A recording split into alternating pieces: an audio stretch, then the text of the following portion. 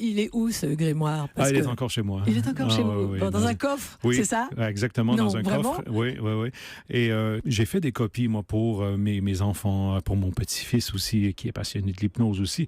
Alors, j'ai fait des copies. Ils peuvent le consulter aussi en ce moment, le livre, pour apprendre comment hypnotiser. Alors, les bases sont là. Par la suite, moi, j'ai développé autre chose, mais là, maintenant, ils me regardent aller, mais je veux qu'ils comprennent la base.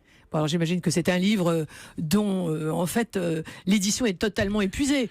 Ah oui. Hein? Et puis vous n'allez pas nous révéler le titre. Ah ben non, j'essaie de garder ça, bon, le mystère. Mais en tout cas, puisque tout ça a démarré l'année de vos 7 ans, Mesmer, j'imagine qu'à 7 ans, on prend l'hypnose pour de la magie, non? Oui, absolument. Vous vous sentiez magicien, en fait, et magicien, pas hypnotiseur. Et d'avoir le power trip, là. Je ne sais pas si ça se dit ici, là, mais d'avoir cet effet de « wow, je suis le maître du monde, je vais contrôler la planète », je l'ai eu étant très, très jeune. Ça. Alors, je voulais hypnotiser tout le monde et profiter de ce que j'avais appris.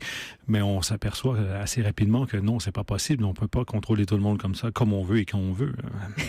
Vos parents devaient être complètement terrorisés par les pouvoirs de leur fils, non? Oui, ma mère, surtout ma mère, ne voulait pas que je lis ce livre. Elle pensait que j'étais pour mal tourner ou devenir fou ou un cas psychiatrique. Il paraît confisqué plusieurs fois ce livre. Oui, je l'ai trouvé. Quand elle me l'a confisqué, je l'ai trouvé où elle l'avait caché. Alors je l'ai lu en cachette pendant plusieurs années d'affilée. J'allais lire le livre sans que mes parents s'en rendent compte.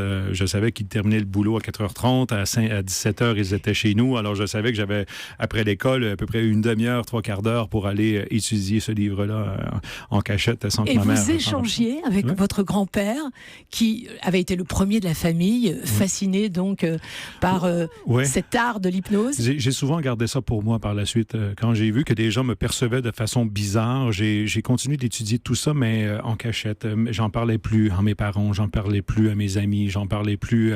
Alors, entre l'âge de 12 et 17 ans, j'ai gardé ça pour moi. Non, mais jusqu'à l'âge de 12 ans, j'imagine que vous étiez le roi de la récréation.